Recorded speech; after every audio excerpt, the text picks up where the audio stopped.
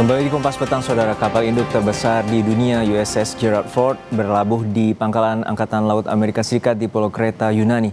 Penempatan ini sebagai bagian dari penambahan pasukan Amerika di Timur Tengah. Di tengah peringatan Presiden Trump tentang kemungkinan tindakan militer terhadap Iran, kapal USS Gerald Ford tiba di Teluk Sauda di Pulau Selatan Yunani pada hari Senin waktu setempat. Ketegangan regional kembali meningkat di Timur Tengah. Hal ini dipicu program nuklir Iran.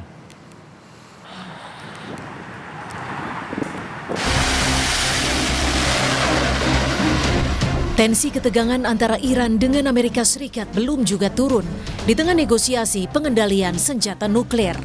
Amerika kembali menempatkan jet-jet tempurnya di Israel. Ada 12 jet tempur Amerika Serikat yang telah mendarat di pangkalan udara Israel sejak Selasa lalu. Dalam pidato terakhirnya, Presiden Amerika Serikat Donald Trump menuding Iran sedang mengembangkan rudal yang bisa menjangkau wilayah Amerika Serikat. To have a nuclear weapon, can't let that happen.